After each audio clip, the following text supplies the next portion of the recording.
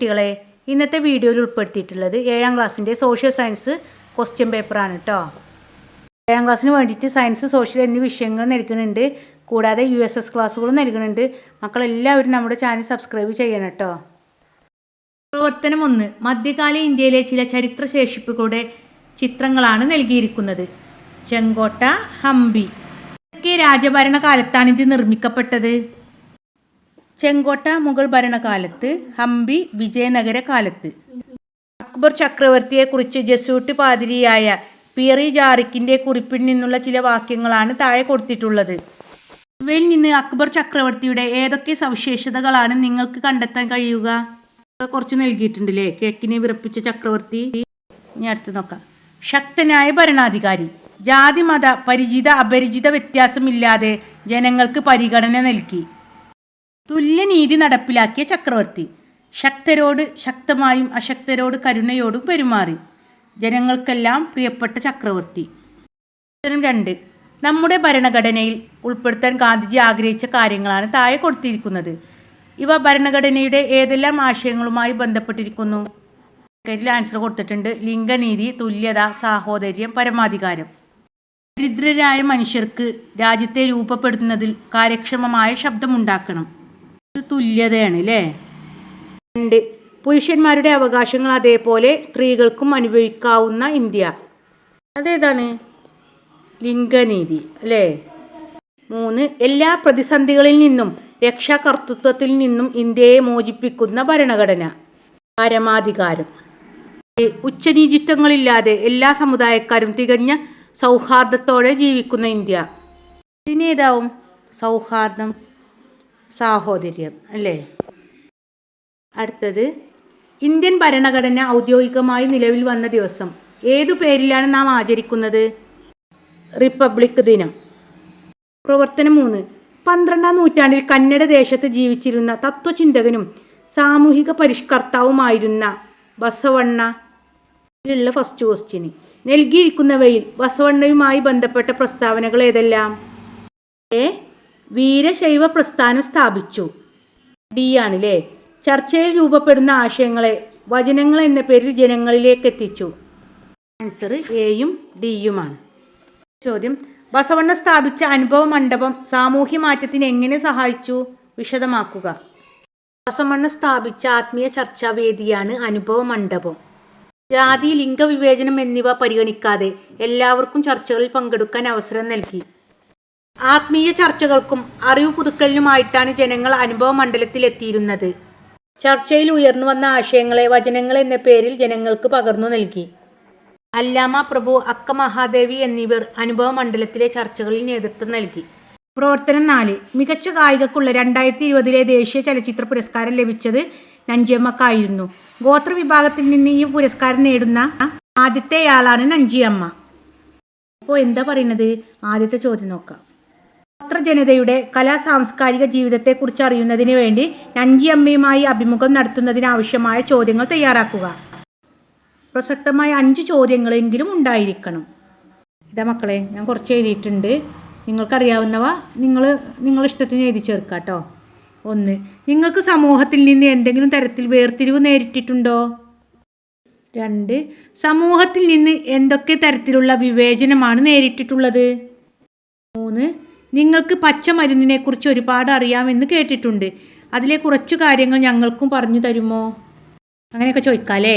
എന്താണ് സമൂഹം? ഗോത്ര വിഭാഗത്തിൽ നിന്നാണ്. അപ്പം എന്തെങ്കിലും വേർതിരിവ്, ആരെങ്കിലും വിവേചനം കാണിച്ചിട്ടുണ്ടോ ചോദിക്കുക. പിന്നെ അട്ടപ്പാടിയ ഭാഗത്തൊക്കെ പച്ചമരുന്നിൻ്റെ കലവറയാണ്. അപ്പോൾ പച്ചമരുന്നൊക്കെ അറിയുന്നതാണ് പറയുന്നത് കേട്ടിട്ടുള്ളത്. അപ്പോൾ ഞങ്ങൾക്ക് കുറച്ച് പറഞ്ഞു തരുമോ? പച്ചമരുന്നിനെ കുറിച്ചൊക്കെ ഞങ്ങൾക്ക് പഠിക്കാൻ ആഗ്രഹമുണ്ട്. ഒക്കെ എഴുതി ചേർക്കാം. നിങ്ങൾ പാട്ടുകളൊക്കെ എവിടെ നിന്നാണ് പഠിച്ചത് അല്ലേ? പാട്ടൊക്കെ നന്നായിട്ട് പാടുന്നുണ്ടല്ലോ. അപ്പോൾ എവിടെ നിന്നാണ് നിങ്ങൾ പാട്ടൊക്കെ പഠിച്ചത്? നിങ്ങളവിടെ എങ്ങനത്തെ സ്കൂളുകളുണ്ടോ? ഇങ്ങനെ ഗോത്ര വിഭാഗത്തിന് മാത്രം പ്രത്യേക സ്കൂളുകളുണ്ടോ? അതൊക്കെ ചോദിക്കാം. ഇങ്ങനെയും ചോദിക്കാം. കുറച്ച് നാടൻ പാട്ടുകൾ ഞങ്ങൾക്കും പറഞ്ഞു തരുമോ? ഞങ്ങൾക്ക് പഠിപ്പിച്ച് തരുമോ? ഞങ്ങൾക്ക് സ്കൂളിൽ അവതരിപ്പിക്കാനാണ് ഒക്കെ പറയാം അല്ലേ. 5. സർക്കാരിൽ നിന്ന് നിങ്ങൾക്ക് എന്തൊക്കെ തരത്തിലുള്ള സേവനങ്ങളാണ് ലഭിക്കുന്നത്? ഇതൊരു മോഡലാട്ടോ. നിങ്ങൾക്ക് ഇഷ്ടമുള്ള എഴുതി ചേർക്കാം കേട്ടോ. 5ാമത്തെ പ്രവർത്തനം. ഡൽഹി കേന്ദ്രമാക്കി ഇന്ത്യയിൽ മുഗൾ ഭരണത്തിന് തുടക്കം കുറിച്ച ഭരണാധികാരി ആര്? ബാബർ. മുഗൾ ഭരണം കൊണ്ടുവന്നത് ബാബറാണല്ലേ. ഏത് യുദ്ധത്തിലൂടെയാണ്? ഒന്നാം പാനിപ്പത്ത് യുദ്ധത്തിലൂടെ. നമ്മുടെ ചാനലിലൂടെ എല്ലാ ദിനാചരണ ക്വിസ് വീഡിയോകളും LSS USS ക്ലാസ്സുകളൊക്കെ നൽകുന്നുണ്ട്. എല്ലാ കുട്ടികളും സബ്സ്ക്രൈബ് ചെയ്യണം കേട്ടോ. ശാസ്ത്രമേള വരികയാണ്. അപ്പോൾ സയൻസ്, സോഷ്യൽ, മാത്സ് എന്നീ വിഷയങ്ങളിലെ ക്വിസ് പ്രോഗ്രാം ഉണ്ടാവും. അതിനുള്ള ചോദ്യങ്ങളൊക്കെ നൽകിയിട്ടുണ്ട്. മക്കൾ അതൊക്കെ പോയി കാണുക, നന്നായിട്ട് പഠിക്കുക. ചോദ്യം: അക്ബർ ചക്രവർത്തി മതസഹിഷ്ണുതയുള്ള ഭരണാധികാരിയായിരുന്നു. തെളിവുകൾ നിരത്തി സമർത്ഥിക്കുക. കുറച്ച് സൂചനകൾ നൽകിയിട്ടുണ്ട് അല്ലേ? ഇബാദത്ത് ഖാന, ദിൻ ഇലാഹി, രാജസദസ്. മതങ്ങൾക്കിടയിൽ മതസഹിഷ്ണുത ഉണ്ടാക്കാൻ ഫത്തേപൂർ സിക്രിയിൽ ഇബാദത്ത് ഖാന നിർമ്മിച്ചു. എല്ലാ മതത്തിലെ പ്രമുഖരും പണ്ഡിതരും ഇവിടെ ഒത്തുചേർന്നിരുന്നു. എല്ലാ മതങ്ങളുടെയും നല്ല വശങ്ങൾ കോർത്തിണക്കി അക്ബർ രൂപം കൊടുത്ത ദർശനമാണ് ദിൻ ഇലാഹി. ദർശനത്തിന്റെ കാതൽ എന്ന് പറയുന്നത് സുൽഹ് ഹി കുൽ എന്നാണ്. ജസിയ എന്ന് പറയുന്ന മതനികുതി നിർത്തലാക്കി. രാജാ ടോഡർമാൾ, രാജാ മാൻസിംഗ്, രാജാ ഭഗവൻദാസ് ബീർബൽ എന്നിവർ അക്ബർ ചക്രവർത്തിയുടെ സദസ്സിൽ ഉന്നത സ്ഥാനം വഹിച്ചു. എല്ലാ മതങ്ങളെയും തുല്യമായി പരിഗണിച്ചു എന്നതിന് ഉദാഹരണങ്ങളാണ്. അടുത്ത പ്രവർത്തനം 6. ഇന്ത്യൻ സ്വാതന്ത്ര്യ സമരത്തിലൂടെ ഉയർന്നു വന്ന ആശയങ്ങളും മൂല്യങ്ങളുമാണ് നമ്മുടെ ഭരണഘടനയുടെ അടിത്തറയായി മാറിയത്. ഒന്നാമത്തെ ചോദ്യം: 1857 ഒന്നാം സ്വാതന്ത്ര്യ സമരവുമായി ബന്ധപ്പെട്ട് താഴെ പറയുന്ന പ്രസ്താവനകളിൽ ശരിയായവ കണ്ടെത്തി എഴുതുക. ആദ്യത്തെ ബഹുജന സമരമായിരുന്നു 1857 ഒന്നാം സ്വാതന്ത്ര്യ സമരം. ശരിയാണല്ലേ? മൂന്നാമത്തത്: ജനങ്ങളിൽ ദേശീയബോധം വളർത്തുന്നതിന് 1857 വിപ്ലവം സഹായകമായി. 5. നിരവധി പ്രാദേശിക സംഘടനകളുടെ പിറവിക്ക് ഒന്നാം സ്വാതന്ത്ര്യ സമരം കാരണമായി. 1, 3, 5 ആണ് ശരി കേട്ടോ. കേന്ദ്രത്തിൽ ദ്വിമണ്ഡലസഭ എന്ന ആശയം ഭരണഘടനയിൽ ഉൾപ്പെടുത്തിയത് ഏതു നിയമത്തിൽ നിന്നാണ്? 1935 പാസാക്കിയ ഗവൺമെൻറ് ഓഫ് ഇന്ത്യ ആക്ട്. ചോദ്യം: 1946 അധികാര കൈമാറ്റം ചർച്ച ചെയ്യുവാനായി ഇന്ത്യ സന്ദർശിച്ച ക്യാബിനറ്റ് മിഷന്റെ പ്രധാന നിർദ്ദേശം എന്തായിരുന്നു? സ്വതന്ത്ര ഇന്ത്യക്കൊരു നിയമസംഹിത വേണം. അടുത്തത് പ്രവർത്തനം 7. ഭരണകാലത്തെയും വിജയനഗര കാലത്തെയും നീതി നിർവഹണവുമായി ബന്ധപ്പെട്ട വിവരങ്ങളാണ് താഴെ പട്ടികയിൽ തന്നിരിക്കുന്നത്. വിട്ടുപോയവ കണ്ടെത്തി പട്ടിക പൂർത്തിയാക്കുക. മുഗൾ ഭരണം. തർക്കങ്ങളിൽ അന്തിമ തീരുമാനം ചക്രവർത്തിയുടേതായിരുന്നു. നഗര ഭരണകാലം അപ്പീൽ അധികാരി രാജാവായിരുന്നു. മുഗൾ ഭരണത്തിൽ പ്രത്യേക കോടതികളില്ല. വിജയനഗര ഭരണകാലത്ത് എങ്ങനെയായിരുന്നു? വിവിധ തലങ്ങളിൽ കോടതികൾ ഉണ്ടായിരുന്നു. അടുത്തത് മുഗൾ ഭരണത്ത് തന്നിട്ടില്ല. വിജയനഗര കാലത്ത് ചെറിയ കുറ്റങ്ങളും തൊഴിൽ പ്രശ്നങ്ങളും ഗ്രാമങ്ങളിലെ കോടതികൾ കൈകാര്യം ചെയ്തു. അപ്പോൾ മുഗൾ ഭരണകാലത്ത് തദ്ദേശീയരായ മതപണ്ഡിതരാണ് തർക്കങ്ങളിൽ അന്വേഷണം നടത്തി തീർപ്പ് കൽപ്പിച്ചിരുന്നത്. ചോദ്യം: മുഗൾ ഭരണകാലത്തെയും വിജയനഗര കാലത്തെയും നീതി നിർവഹണ രീതി താരതമ്യം ചെയ്ത് ഒരു കുറിപ്പ് തയ്യാറാക്കുക. എങ്ങനെ എഴുതാം? വിജയനഗര ഭരണകാലത്ത് തർക്കങ്ങൾ പരിഹരിക്കുന്നതിന് കോടതികൾ സ്ഥാപിച്ചിരുന്നു. എന്നാൽ മുഗൾ ഭരണകാലത്ത് മതപണ്ഡിതന്മാരാണ് തർക്കങ്ങളിൽ അന്വേഷണം നടത്തി തീർപ്പ് കൽപ്പിച്ചിരുന്നത്. രണ്ട് ഭരണകാലഘട്ടങ്ങളിലും അപ്പീൽ അധികാരി ഭരണാധികാരിയായിരുന്നു. മറ്റേതിനു സമാനമായ നീതിന്യായ വ്യവസ്ഥയോട് അടുത്തു നിൽക്കുന്നത് വിജയനഗര ഭരണകാലത്താണ്. പ്രവർത്തനം 8. മധ്യകാല ഇന്ത്യയിൽ ജീവിച്ചിരുന്ന പ്രധാന ഭക്തി സൂഫി പ്രചാരകരെ കുറിച്ചുള്ള സൂചനകളാണ് താഴെ പട്ടികയിൽ നൽകിയിരിക്കുന്നത്. പട്ടിക പൂർത്തിയാക്കുക. സൂചനകൾ: പ്രധാന സൂഫി വര്യന്മാരിൽ ഒരാൾ 13-14 നൂറ്റാണ്ടുകളിലായി ഡൽഹിയിൽ ജീവിച്ചിരുന്നു.